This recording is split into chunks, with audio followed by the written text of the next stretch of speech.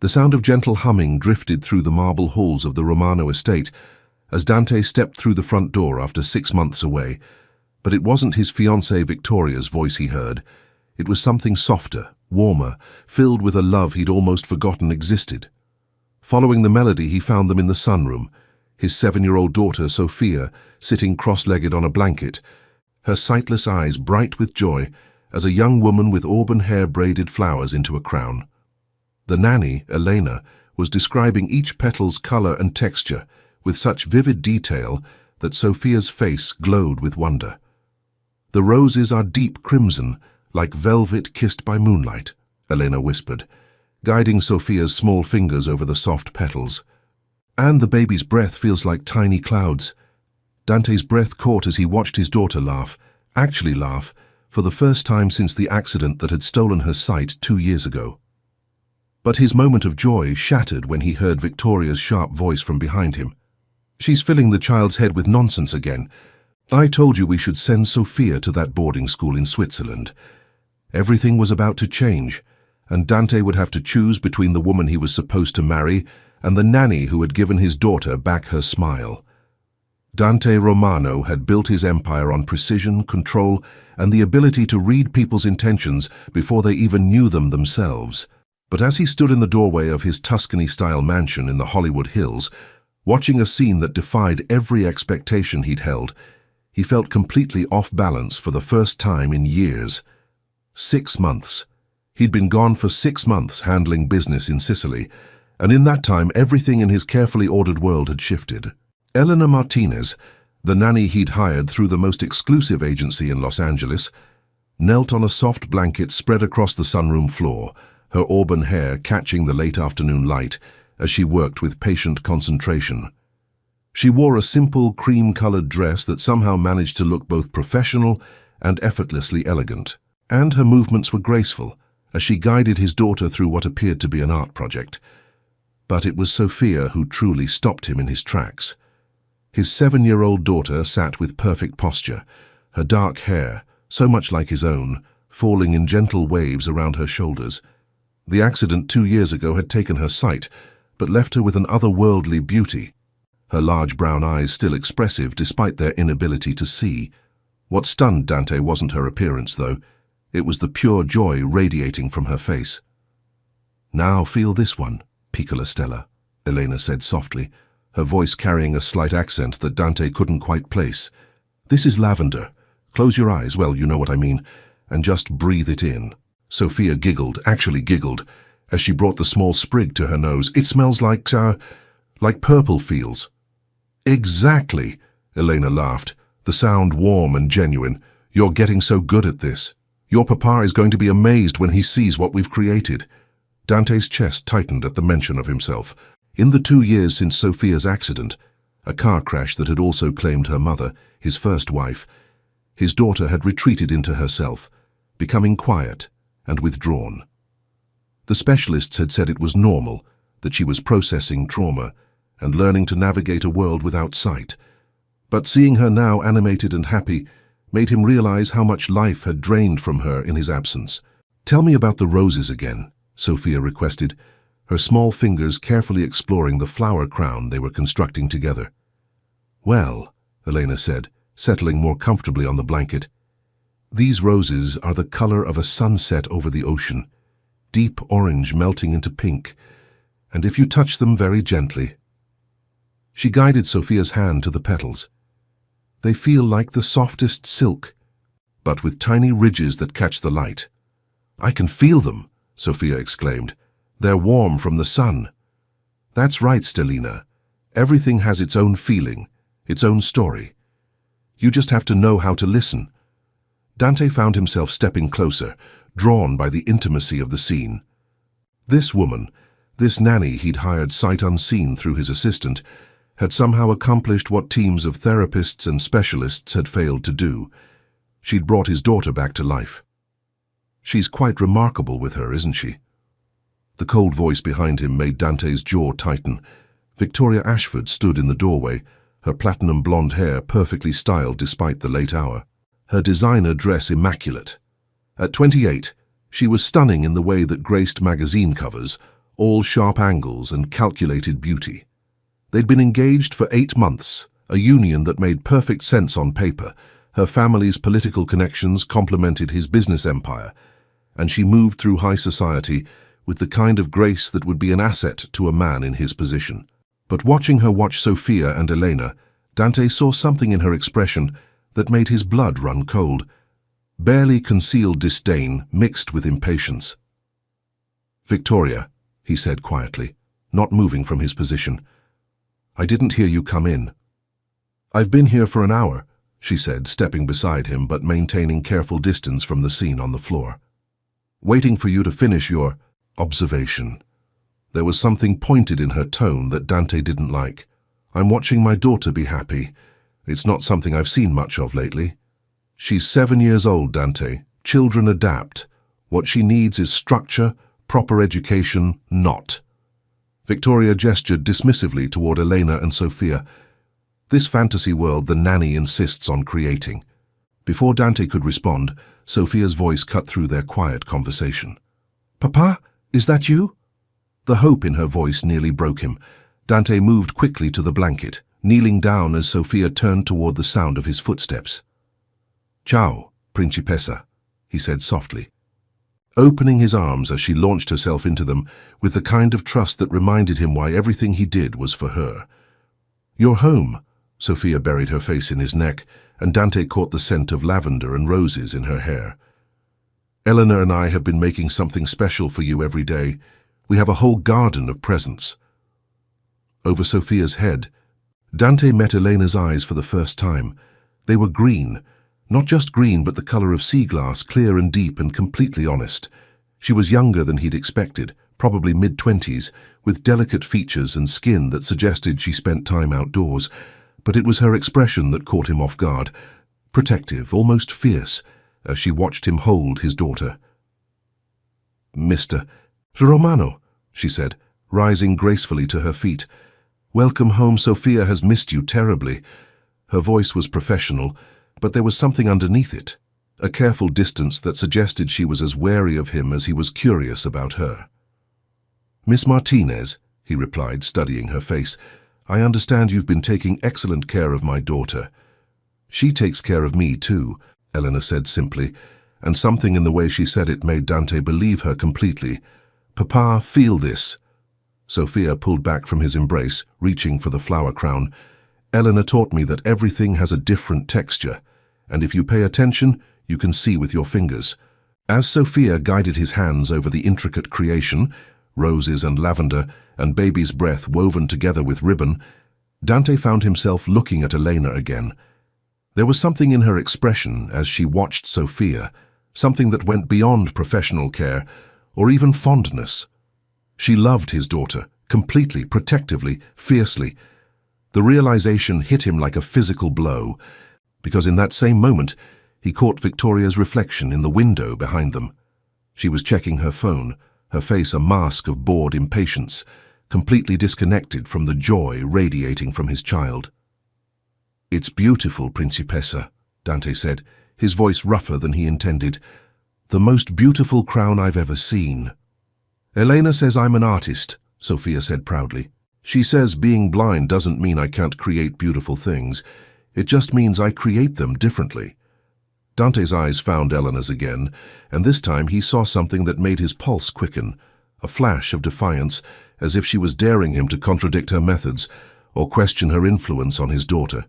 "She's absolutely right," he said quietly, and never breaking eye contact with the nanny. "Sometimes the most beautiful things can only be seen with the heart." Elena's lips parted slightly in surprise, and for a moment the careful professional distance slipped, revealing something vulnerable and real underneath. "Dante," Victoria's voice cut through the moment like a blade, "we need to discuss the arrangements for next week. The charity gala won't plan itself." The spell broke, and Dante saw Elena step back, the walls going up again as she began gathering the craft supplies with efficient movements. "Of course," Dante said, though he didn't move from the blanket. "Sofia, why don't you show me more of your garden tomorrow? I want to see everything you and Elena have created." "Promise?" Sofia asked. her sightless eyes bright with hope. "Promise," Dante confirmed, pressing a kiss to her forehead. As Elena helped Sofia to her feet, preparing to take her upstairs for dinner, Dante caught the nanny's arm gently. "Miss Martinez," he said quietly, "thank you for whatever you've done here, for bringing her back. Thank you." Elena looked down at his hand on her arm, then back up to his face. "She was never gone, Mr. Romano. She was just waiting for someone to help her find her way back to the light." As she led Sofia from the room, Dante remained on the blanket, surrounded by the lingering scent of flowers and the echo of his daughter's laughter. Behind him, Victoria's heels clicked impatiently on the marble floor. "Really, Dante, the child needs proper structure. Not these ridiculous games. When we're married, I think it would be best if..." "If what?" Dante asked, his voice dangerously quiet as he finally stood to face his fiancée. Victoria's smile was sharp and calculating. "If we sent her somewhere she can get the specialized care she needs. There are excellent facilities in Europe. She'd be much happier with her own kind." The words hit Dante like ice water, and for the first time since their engagement, he saw Victoria clearly, not as the perfect society wife, but as a woman who saw his beloved daughter as nothing more than an inconvenience to be managed. "Her own kind," he repeated, his voice deadly calm. "You know what I mean," Victoria said, waving a dismissive hand. "Blind children, special needs. She'd be better off with professionals who understand her. Limitations." Dante stared at his fiancée for a long moment, seeing the future she envisioned. A future where Sofia was hidden away, where her laughter was silenced, where the light Eleanor had helped her find was extinguished forever. "Get out," he said quietly. "Excuse me? Get out of my house, now." Victoria's perfect composure cracked slightly. "Dante, you're being emotional. We can discuss this rationally." "There's nothing to discuss," Dante said, his voice carrying the kind of authority that had built his empire. "My daughter is not going anywhere, and neither, it seems, is her nanny." As Victoria's face twisted with fury and she stormed from the room, Dante remained standing among the scattered flower petals, finally understanding what he'd been missing. His daughter didn't need to be fixed or hidden or sent away. She needed to be loved, protected, and cherished exactly as she was. And the woman who understood that, the woman who had given Sofia back her joy, was upstairs right now, probably reading his daughter a bedtime story with the same gentle patience she'd shown with the flowers. Everything was about to change, indeed, but not in the way Victoria expected. Eleanor had learned to move quietly through the Romano mansion during her 6 months there, but tonight she found herself pausing outside Sofia's bedroom door, listening to the soft sound of the little girl's breathing. The events of the evening had left her unsettled in ways she couldn't quite name. Dante Romano was not what she'd expected. When she'd taken the position through the exclusive agency, she'd been told only the basics. Wealthy businessman recently engaged, 7-year-old daughter who'd lost her sight in a tragic accident. The salary was more than generous, the living quarters comfortable, and the opportunity to work with a child who needed specialized care had appealed to her background in early childhood development and her minor in art therapy. What no one had mentioned was that Dante Romano was devastatingly handsome, in a way that made smart women forget their own names, or that his dark eyes seemed to see straight through every professional wall she'd carefully constructed, or that when he'd knelt on that blanket beside Sofia, the dangerous edge that clung to him like expensive cologne had completely disappeared, replaced by a tenderness that made her chest ache. "Eleanor?" Sofia's soft voice drifted through the door. "Are you there?" Eleanor slipped into the room, moving by memory through the carefully organized space. Sofia's bedroom was a study in thoughtful design, every piece of furniture positioned precisely, textures and scents used to help her navigate, soft lighting that created warmth without harsh shadows. "I'm here, Stellina," Elena said, settling on the edge of the bed. "Can't sleep." "I keep thinking about Papa," Sofia said, sitting up and reaching for Elena's hand, with the unerring accuracy she'd developed. He seemed different tonight. Sad, maybe. Elena's heart clenched. Sofia's blindness had heightened her other senses to an almost supernatural degree, and she could read emotions in voices and touches that most people missed entirely. "He's been away for a long time," Elena said carefully. "Sometimes when people travel, they need time to settle back into home."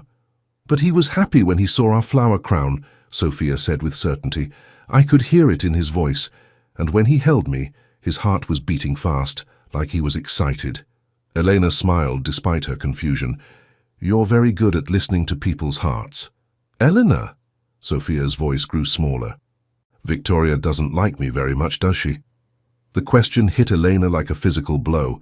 She'd spent months carefully navigating around Victoria's obvious discomfort with Sophia, trying to shield the little girl from the woman's barely concealed impatience and disdain. "What makes you say that, sweetheart?" "She never touches me," Sophia said matter-of-factly, "and when she talks to me, her voice gets tight like she's holding her breath. Plus, she always smells like that sharp perfume and something else, something cold." Elena's protective instincts flared. Sophia's perceptiveness was both a gift and a burden. She could sense things that adults tried to hide. But she was still just a child trying to understand a world that often seemed hostile to her differences. "Some people don't know how to act around children," Elena said diplomatically. "It doesn't mean anything about you, Stellina. You are perfect, exactly as you are." "I know," Sophia said, with the simple confidence that Elena had worked so hard to nurture. "You tell me every day, but Papa, he's going to marry her, isn't he?" Elena's throat tightened. "That's not for me to say, sweetheart. That's between your Papa and Victoria. But what if she makes him send me away?" Sophia's voice was barely a whisper. "I heard her talking on the phone once. She said I was a complication and that there were places for children like me." Elena felt rage surge through her system, white-hot and protective and completely unprofessional. The idea of anyone, suggesting that Sophia should be hidden away or institutionalized made her want to do violence. "Listen to me," Elena said, taking Sophia's small hands in both of hers. "No one is sending you anywhere. You belong here, in your home, with people who love you. Do you understand me?" "But what if—" "No what ifs," Elena said firmly. "Your Papa loves you more than anything in this world. I've seen it in every photo in this house, heard it in his voice when he calls to check on you. You are his heart, Sophia. Nothing and no one will change that." Sophia was quiet for a moment, processing Elena's words with the serious consideration she brought to everything. "Do you promise?" Elena thought about her contract, about professional boundaries, about the fact that she was just an employee in this house with no real power to make such promises. Then she thought about Sophia's laughter that afternoon, about the way the little girl had bloomed under patient care and genuine love, about the light that had returned to her sightless eyes. "I promise," Elena said, meaning it with every fiber of her being. "I will never let anyone hurt you or take you away from where you belong." Sophia smiled then, the radiant expression that had first captured Elena's heart 6 months ago. "I love you, Elena." "I love you too, Stellina, more than all the stars in the sky." After Sophia finally drifted off to sleep, Elena made her way to her own quarters, a comfortable suite on the second floor that overlooked the gardens. But instead of going to bed, she found herself standing at the window, looking down at the pool area where a lone figure sat in the darkness. Dante. Even from this distance, she could see the tension in his shoulders, the way he held himself like a man carrying the weight of difficult decisions.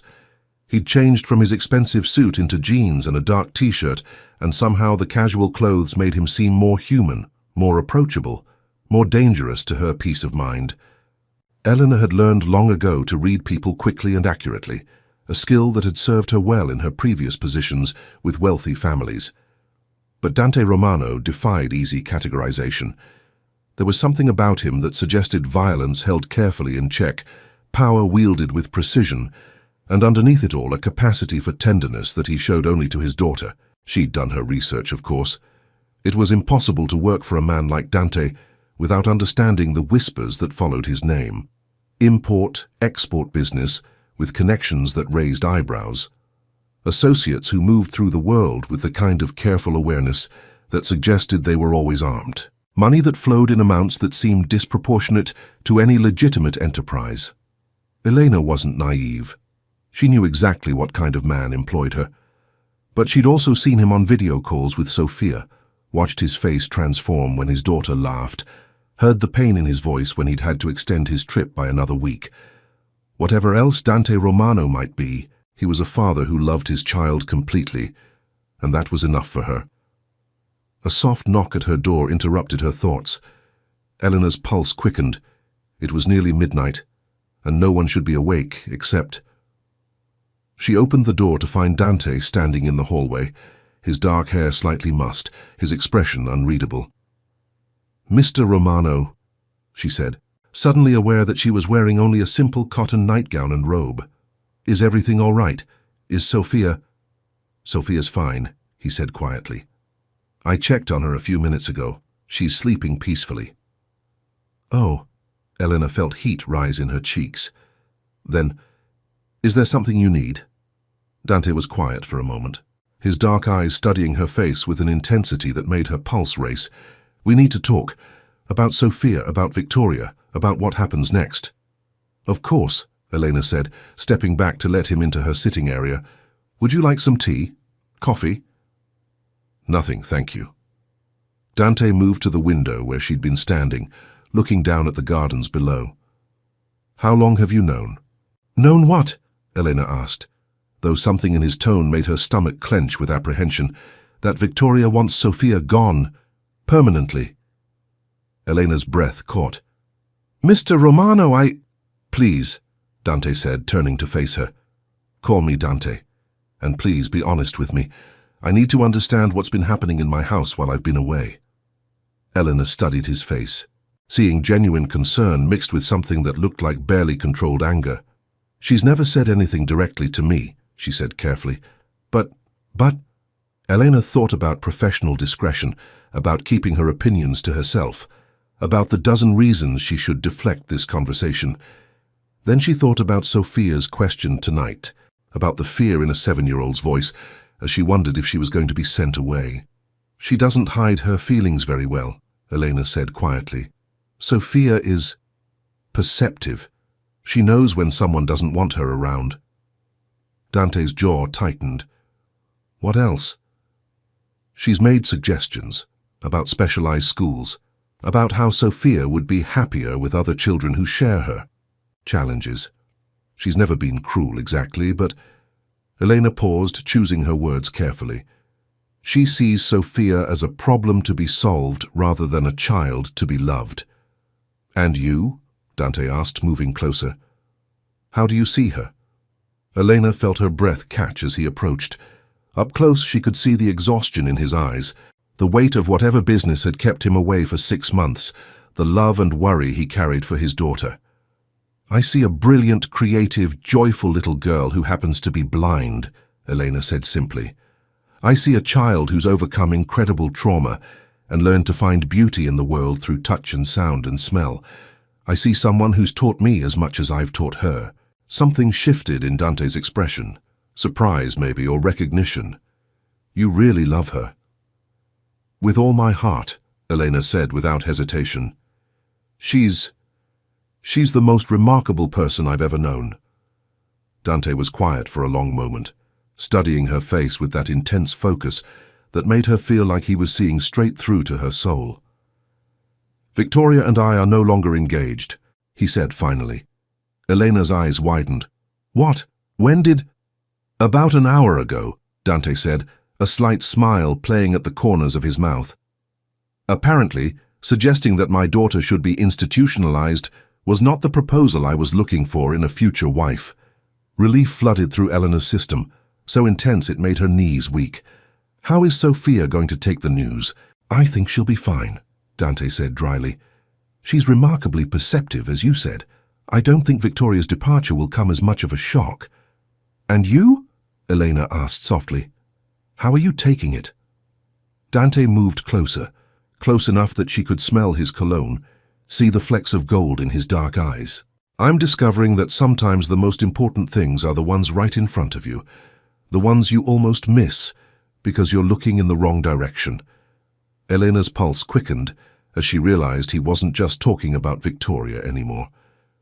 "Mr. Romano, Dante, I think maybe we should—" Should what? He asked quietly, reaching up to tuck a strand of auburn hair behind her ear. Should pretend that there isn't something happening between us? Should ignore the fact that you've brought more life into this house in 6 months than it's seen in 2 years? Elena's breath caught at his touch, at the heat in his eyes, at the dangerous territory they were entering. I work for you. Sophia needs stability, consistency. This is complicated.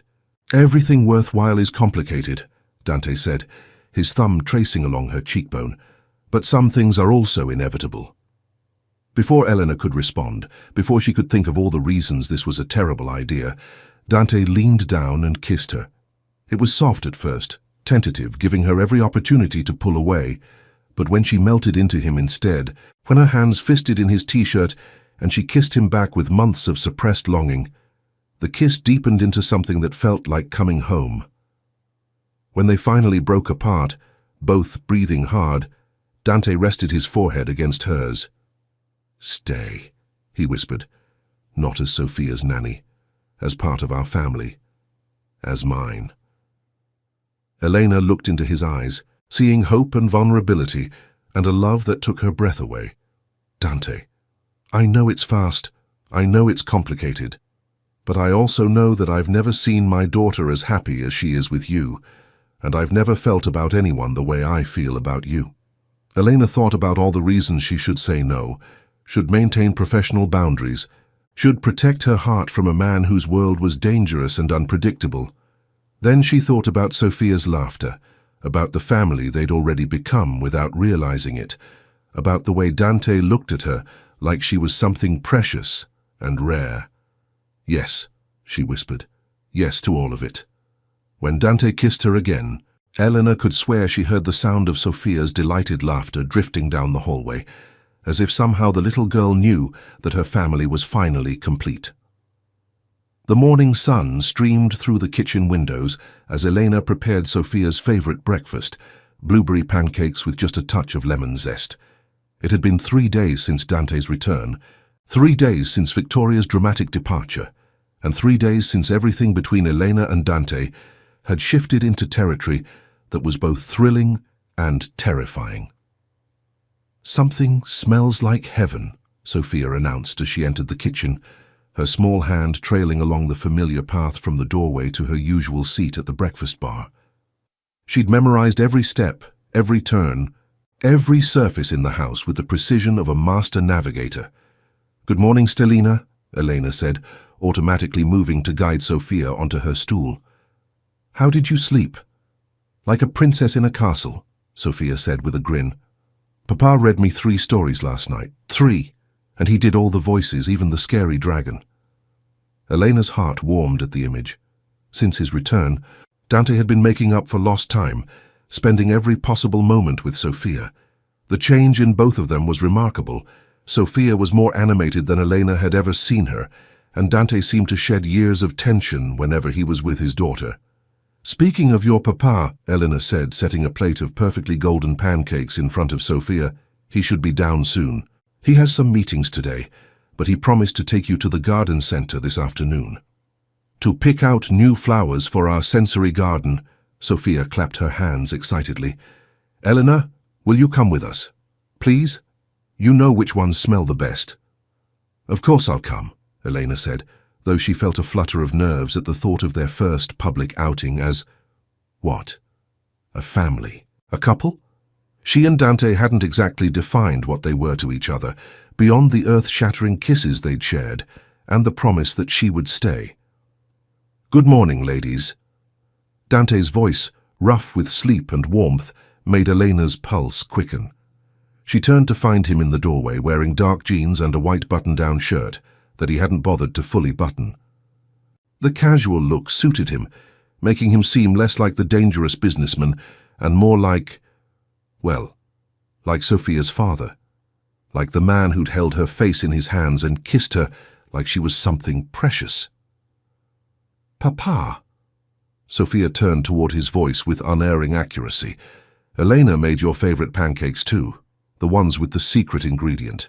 "Secret ingredient?" Dante asked, moving to kiss the top of Sophia's head before his eyes found Elena's over their daughter's head. "Love," Sophia said matter-of-factly. Elena puts love in everything she makes. That's why it tastes so good.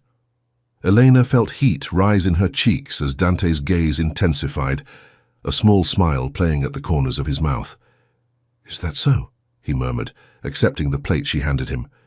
"I'll have to taste very carefully." The innuendo in his voice made Elena's stomach flutter, and she busied herself with cleaning up to avoid the knowing look in his dark eyes. "Papa?" Sophia said, cutting her pancakes with the careful precision Elena had taught her. "When are we going to tell people that Victoria isn't coming back?" Dante paused, his fork halfway to his mouth. "What makes you think she isn't coming back, Principessa?" Sophia tilted her head with the expression she wore when adults asked questions they already knew the answers to. "Because her perfume smell is gone from the house. And because you're happy now. Really happy, not pretend happy."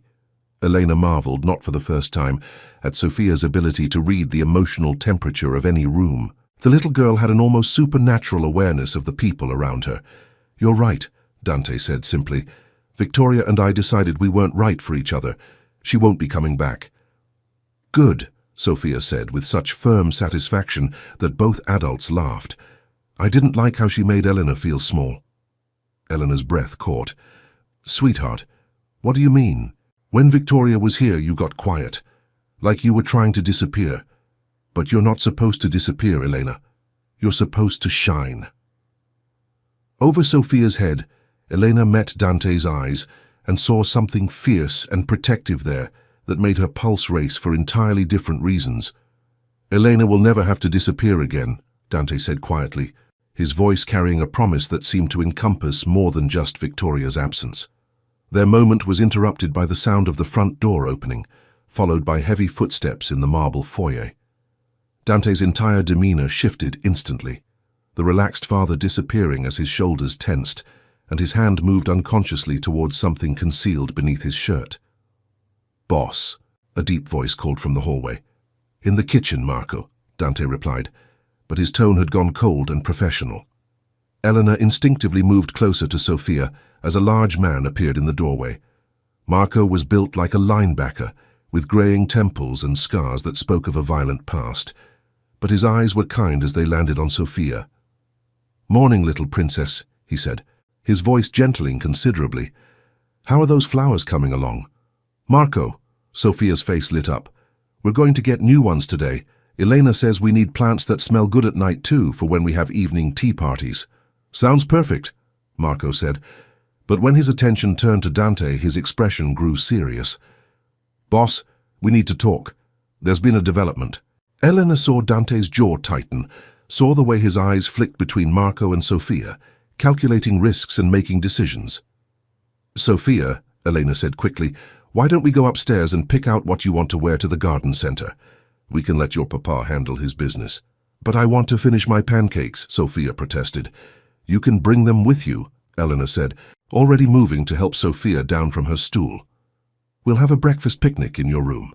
As Elena guided Sophia from the kitchen, she caught Dante's grateful look and the way his expression hardened as he turned back to Marco.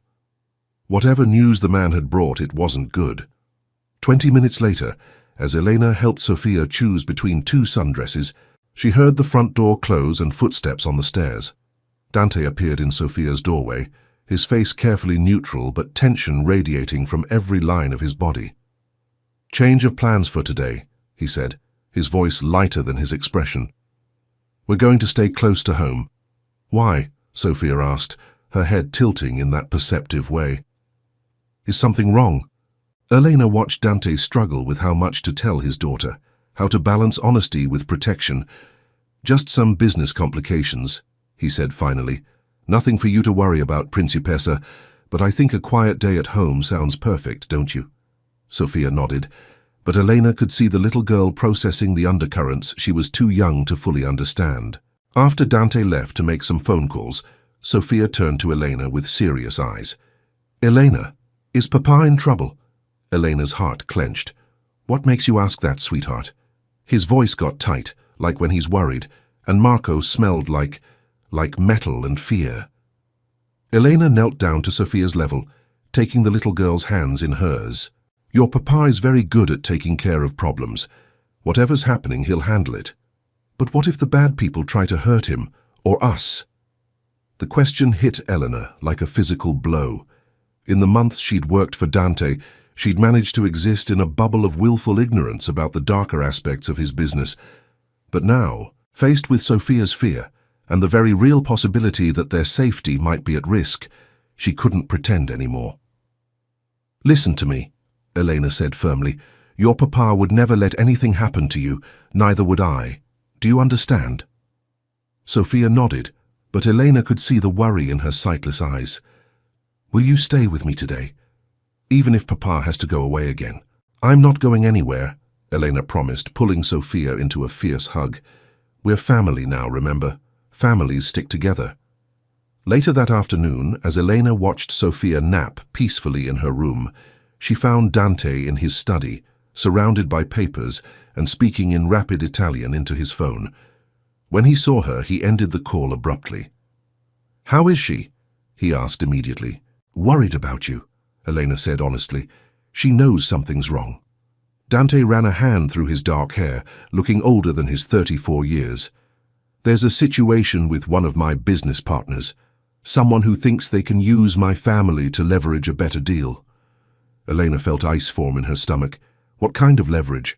"The kind that involves threatening what I care about most," Dante said, his voice deadly quiet. "You and Sophia." "Maybe I should take Sophia somewhere safe," Elena said quickly. "A hotel or—" "No." Dante's voice was firm. "You're safest here, where I can protect you. This house is a fortress, and my security team is the best money can buy." "Dante," Elena said softly, moving closer to him. "What exactly do you do? I mean, I know it's not entirely legal, but—" Dante was quiet for a long moment, studying her face. "Import, export mostly. Some of it legitimate, some of it less so. Money laundering for people who prefer their finances to remain private. Information brokerage, protection services. Protection services.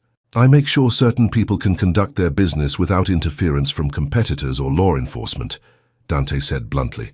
"In exchange, they pay me very well and leave my family alone." Elena processed this information, trying to reconcile the dangerous man he was describing with the gentle father who read bedtime stories and made silly voices for dragons. And now someone is threatening that arrangement.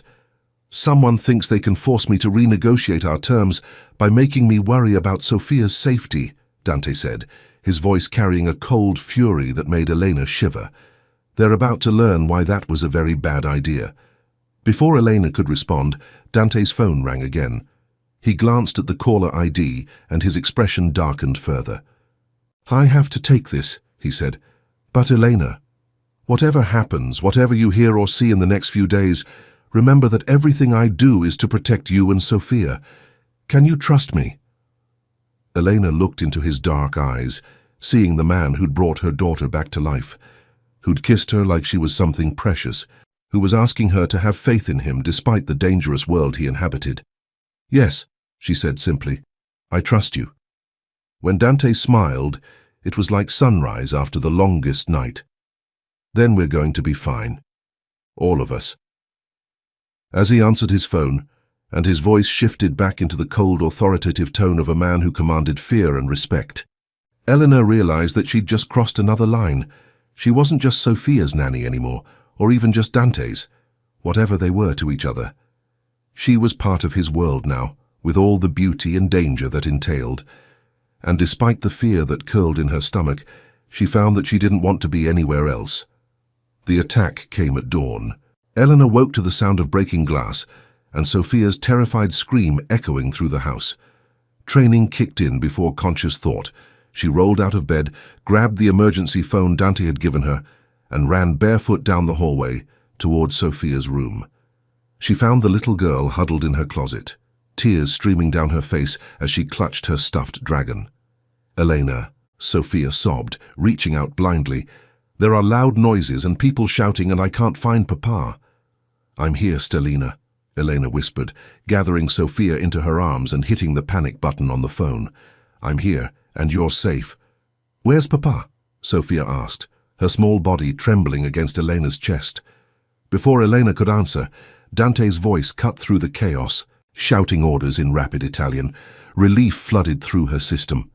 He was alive, he was fighting, he was protecting them.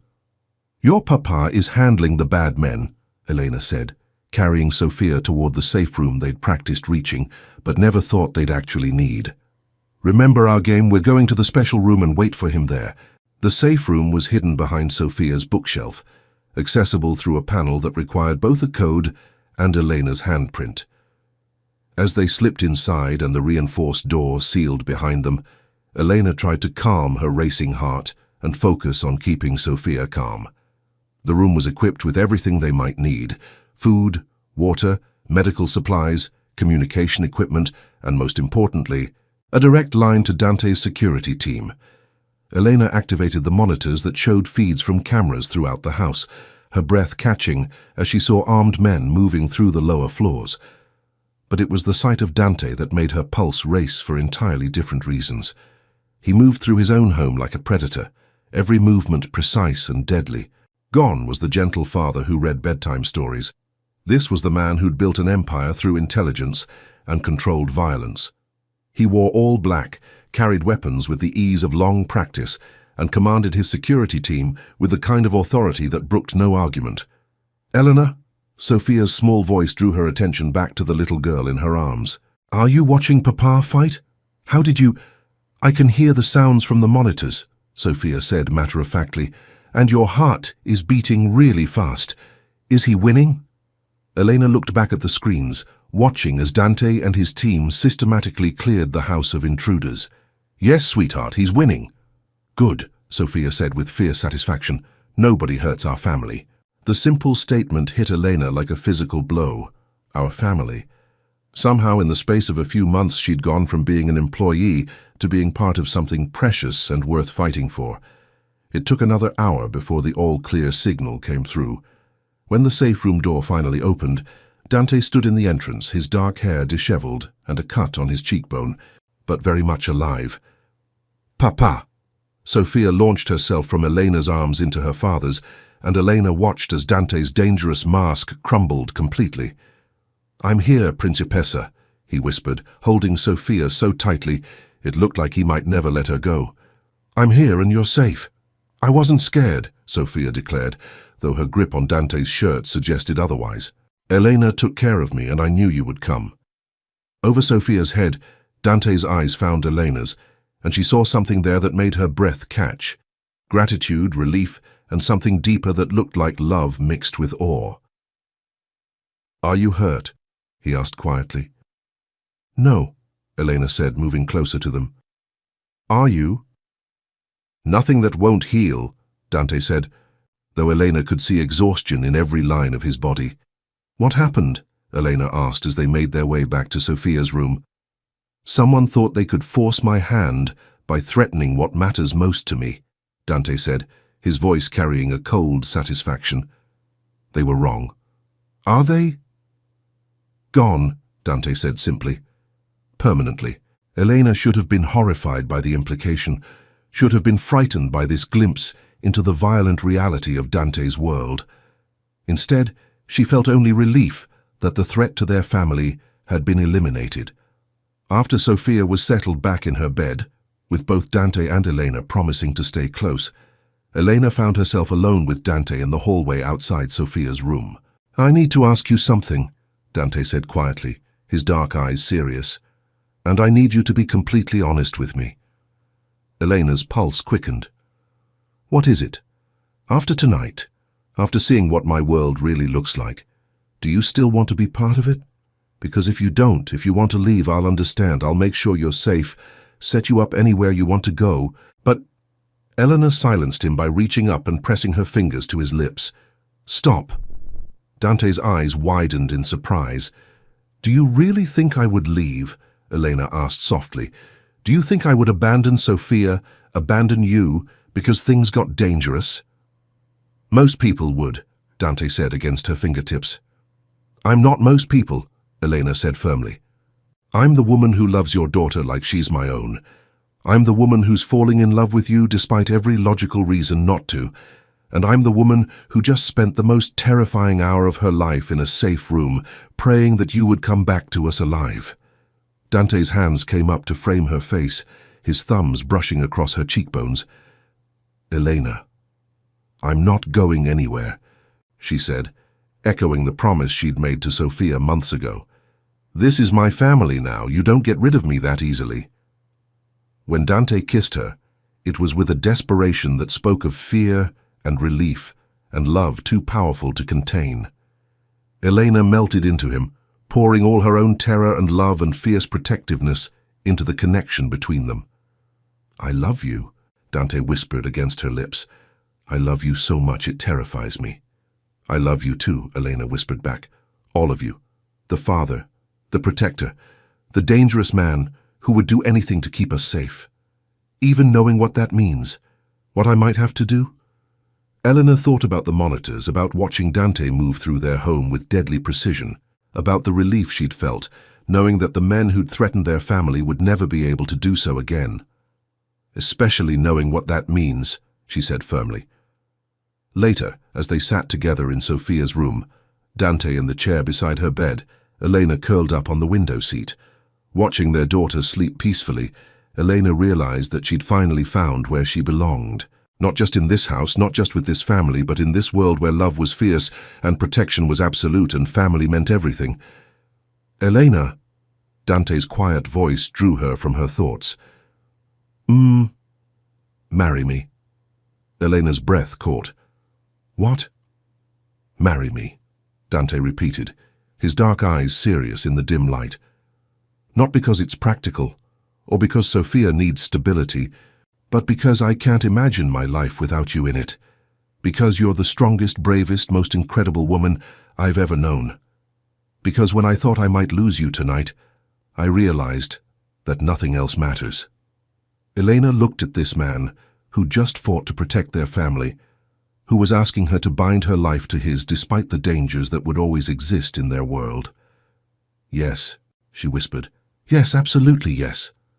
When Sophia stirred in her sleep, murmuring something that sounded like, "Finally," both adults laughed softly. "She knew before we did," Elena said. "She always does," Dante agreed, reaching for Elena's hand. "She's going to be so happy." As Elena settled back against the window seat, Dante's hand warm in hers, and Sophia sleeping peacefully nearby, she realized that sometimes the most dangerous thing you could do was open your heart completely, and sometimes it led you exactly where you were meant to be.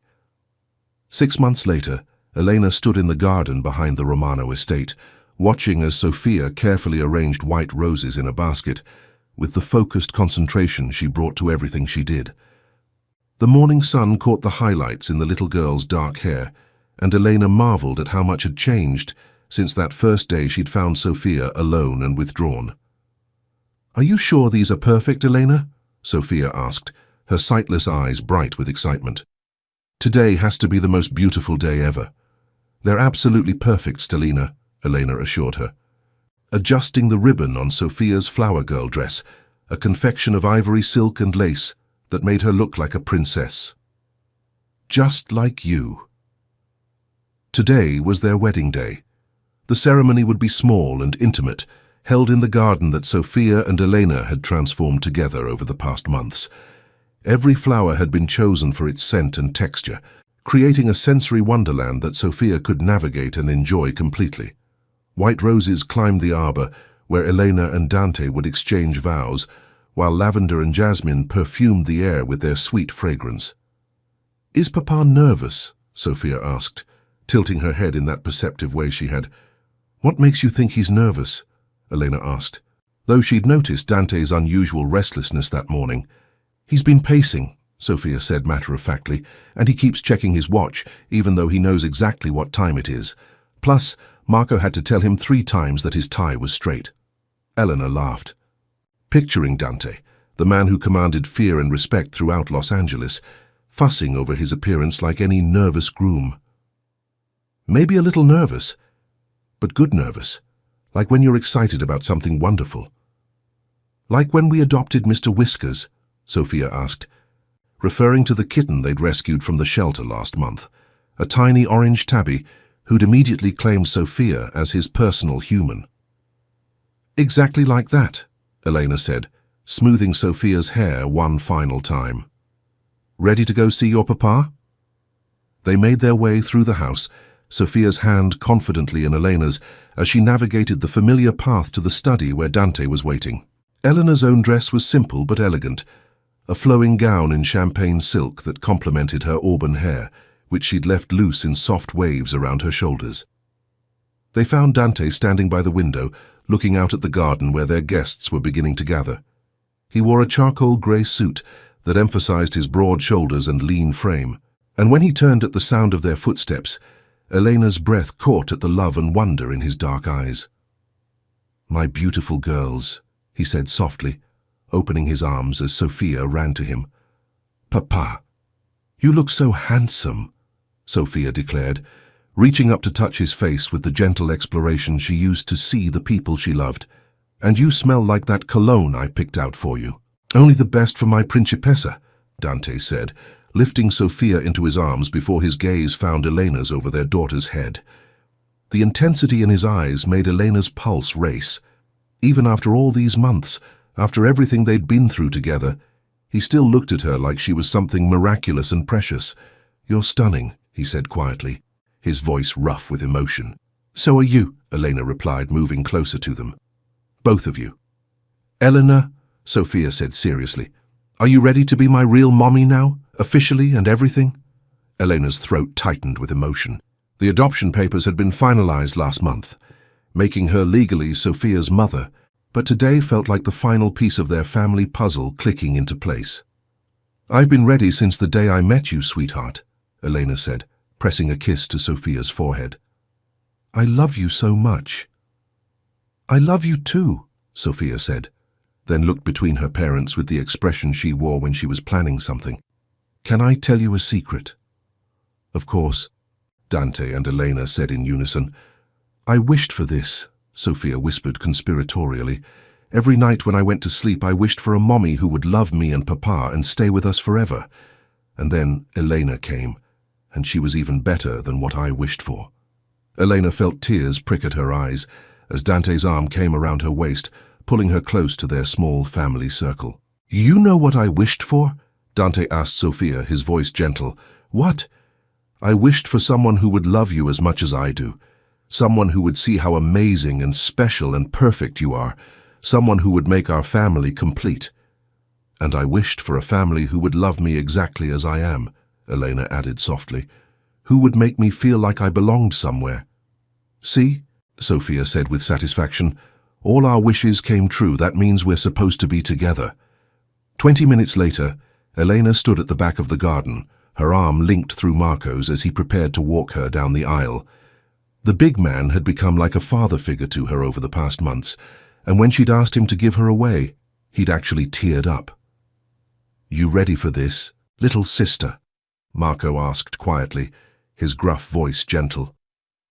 "More than ready," Elena said, looking down the petal-strewn path to where Dante waited under the rose-covered arbor. He stood with Father Giuseppe, the elderly priest who'd known Dante since childhood, and Elena's heart swelled at the sight of him. Beside Dante, Sophia stood proudly in her flower girl dress, holding her basket of rose petals with the serious concentration she brought to all important tasks. The small gathering of guests, mostly Dante's closest associates and their families, along with a few of Elena's friends from her previous life, rose as the string quartet began to play. But Eleanor only had eyes for the man waiting for her at the end of the aisle, his dark eyes locked on hers with an intensity that made her feel like the only woman in the world. As she and Marco made their way down the petal-strewn path, Sophia began scattering rose petals with artistic precision, her face glowing with joy. When they reached the arbor, Marco kissed Elena's cheek and placed her hand in Dante's with a gruff, "Take care of her, boss." "Always," Dante promised, his fingers intertwining with Elena's as they turned to face Father Giuseppe. The ceremony was simple but perfect, filled with personal vows that spoke of love tested by danger, family forged by choice, and promises that went deeper than traditional words could express. "Elena," Dante said when it came time for his vows, his voice steady despite the emotion in his eyes, 6 months ago, you walked into our lives and changed everything. You gave Sophia back her joy, her confidence, her belief that she could do anything. You gave me something I didn't even know I was missing. A partner, a love, a reason to be better than I ever thought I could be. He paused, his thumb stroking across her knuckles. You've seen me at my worst, in my darkest moments, and you chose to stay. You chose us, chose this complicated, dangerous, beautiful life we're building together. I promise to love you, protect you, and cherish you for all the days of my life. I promise to be worthy of the trust you've placed in me, and to never take for granted the miracle of having you as my wife. Eleanor's tears flowed freely as she spoke her own vows. Dante, when I first met Sophia, she asked me to be her mum for a day. I thought it was just pretend, just one moment of kindness for a lonely little girl. But somewhere along the way, it stopped being pretend and became the most real thing in my life. She looked down at Sophia, who was listening with rapt attention, then back to Dante. You've both taught me that family isn't about blood or circumstances. It's about choice. It's about choosing to love someone completely, to stand by them no matter what, to build something beautiful together, even when the world tries to tear it down. Her voice grew stronger. I choose you, Dante Romano. I choose your strength and your gentleness, your protection and your vulnerability. I choose this life we're creating, with all its complications and dangers and incredible joys. I choose to be Sophia's mother, your wife and part of this family for all the days of my life. When Father Giuseppe pronounced them husband and wife, Dante's kiss was tender and reverent, full of promises and hope for their future together. The small crowd erupted in applause, but Elena barely heard them over the sound of Sophia's delighted laughter. Now we're really, truly family, Sophia announced, throwing her remaining rose petals into the air with abandon. The reception was held on the terrace overlooking the Pacific, with twinkling lights strung between the trees and tables laden with Sophia's favorite foods, alongside more sophisticated fare for the adults. Eleanor found herself swept into conversations with Dante's associates' wives, women who'd initially seemed intimidating, but who welcomed her warmly once they saw how happy she made their boss. You've changed him, Maria Sant'Angelo said quietly as they watched Dante dance with Sophia to a slow song, the little girl standing on his feet as he swayed gently. In 30 years of knowing Dante Romano, I've never seen him smile the way he does when he looks at you. He's changed me too, Elena replied, watching her husband and daughter with a heart so full it felt like it might burst. As the evening wound down and the last guests departed, Elena found herself alone with Dante and Sophia on the terrace, the three of them curled together on the outdoor sofa as Sophia dozed between them. Happy? Dante asked quietly, his arm tightening around Elena's shoulders. Beyond words, Elena replied, looking down at Sophia's peaceful face. She's exhausted. All that excitement. Best day ever, Sophia mumbled without opening her eyes. Now we're stuck with each other forever and ever. Forever and ever, Elena agreed, pressing a kiss to Sophia's hair. Forever and ever, Dante echoed, his lips brushing against Elena's temple. Later, after they'd carried Sophia to her room and tucked her into bed with Mr. Whiskers curled up beside her, Elena and Dante stood on their bedroom balcony, looking out at the moonlight, dancing on the ocean waves. Any regrets? Dante asked, pulling Elena back against his chest. Only one, Elena said, tilting her head back to look at him. Dante's eyebrows rose in concern. What? That it took us so long to get here, Elena said with a smile. I wish I could go back and tell that scared nanny who walked into this house that she was about to find everything she'd ever dreamed of. Dante turned her in his arms, his hands framing her face with the same gentle reverence he'd shown since their first kiss. I love you, Mrs. Romano. I love you too, Mr. Romano, Elena replied, reaching up to trace the tattoo that curved along his neck, the one that now included her name and their wedding date in delicate script. When he kissed her, it was with the promise of forever, of a love that had been tested by danger and emerged stronger, of a family that had been built on choice and sealed with commitment. As they moved inside, Helena caught sight of Sophia's artwork on the hallway wall, a tactile masterpiece made of different textures and materials that spelled out family in raised letters. Below it, in Sophia's careful handwriting, was a note. "The best families are the ones you choose." Elena smiled, thinking about the journey that had brought them here. From a simple question about being a mum for a day to this moment, this life, this love that felt like coming home. Sometimes the most dangerous thing you could do was open your heart completely, and sometimes it led you to exactly where you belonged.